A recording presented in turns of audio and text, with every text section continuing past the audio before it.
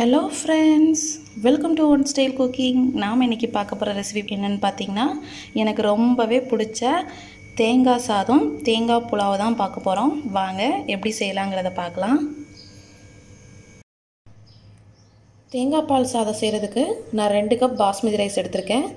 2 cup basmati ரைஸ்க்கு 3 cup தேங்காய் பால் எடுத்து வச்சுக்கோங்க. புதினா கொத்தமல்லியை நல்லா ஃபைனா கட் பண்ணி வச்சிருக்கேன். தாளிக்கிறதுக்கு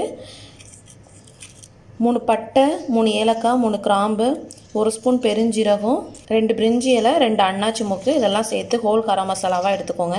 ஒரு 3 ஸ்பூன் இஞ்சி பூண்டு பேஸ்ட் 3 பச்சை மிளகாய் ஒரு பெரிய வெங்காயத்தை நல்லா ஃபைனா சாப் பண்ணி வச்சுக்கோங்க. தேவையான அளவு உப்பு தேவையான அளவு நெய். வாங்க எப்படி செய்யலாம்ங்கறத பார்க்கலாம். இப்போ நம்ம குக்கர்ல தான் செய்ய போறோம். தேவையான அளவு நெய் சேர்த்துக்கோங்க.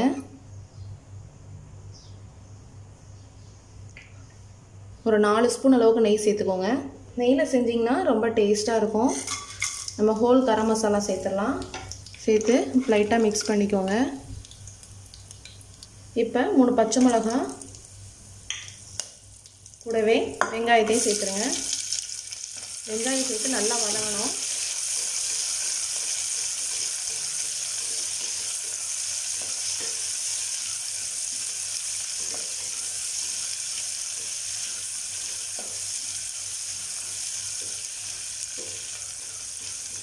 குக்கரில் எப்படி செய்கிறதுங்கிறது சொல்லித்தரேன். நீங்கள் பாத்திரத்தில் செய்யணும் நிறைய பேர் செய்யணும்னு நினச்சிங்கன்னா உங்களுக்கு பிரியாணி எல்லாம் போட்டிருக்கேன். அது எப்படி செய்யணும் தம் போட்டு பண்ணணும்னு. ஸோ அந்த மெத்தடை ஃபாலோ பண்ணிக்கோங்க. இது ரொம்பவே டேஸ்ட்டாக இருக்குங்க. நீங்களும் உங்கள் வீட்டில் ட்ரை பண்ணி பாருங்கள். இது என்னோடய ஃபேவரட் ரெசிபி. என்னோடய அத்தை சின்ன வயசுலேருந்தே எனக்கு செஞ்சு தருவாங்க. எங்கள் அப்பாவோட தங்கச்சி. ஸோ அவங்க தான் எனக்கு இந்த ரெசிபி சொல்லி கொடுத்தாங்க. நீங்களும் உங்கள் வீட்டில் ட்ரை பண்ணி பாருங்கள். ரொம்ப சூப்பராக இருக்கும். இப்போ வெங்காயம் இந்த அளவுக்கு வதங்கினதும் இஞ்சி பூண்டு பேஸ்ட் சேர்த்துடலாம்.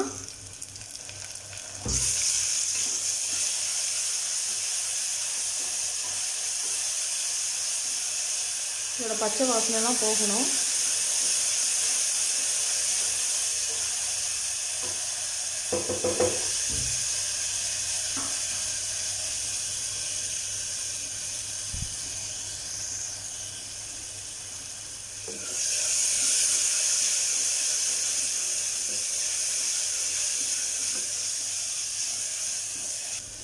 இதிலேயே இப்போ நம்ம நறுக்குன புதினா கொத்தமல்லி சேர்த்துடலாம்.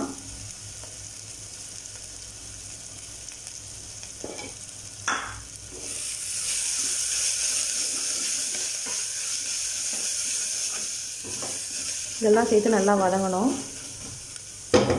இந்த ஸ்டேஜில் நம்ம எடுத்து வச்சுருந்த 3 கப் தேங்காய் பால் சேர்த்துக்கோங்க.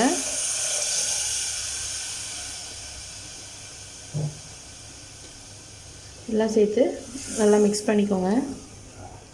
கூடவே இதுக்கு தேவையான அளவு உப்பும் சேர்த்துக்கலாம்.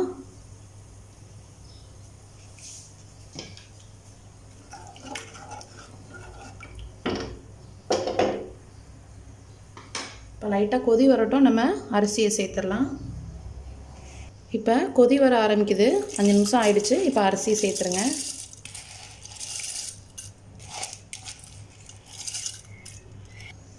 சேர்த்து மிக்ஸ் பண்ணி விட்டுக்கோங்க.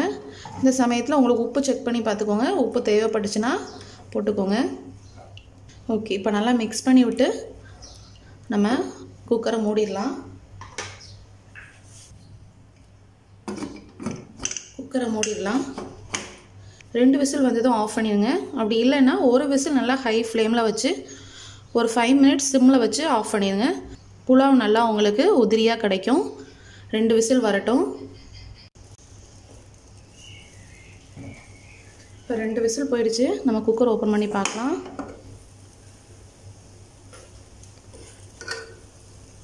பாருங்கள் நல்லா உதிரியாக வந்திருக்கு. ஸோ நீங்களும் உங்கள் வீட்டில் இந்த தேங்காய் சாதம் ட்ரை பண்ணி பாருங்கள். உங்களோட கமெண்ட்ஸை கமெண்ட் பாக்ஸில் போஸ்ட் பண்ணுங்கள். தேங்க்யூ.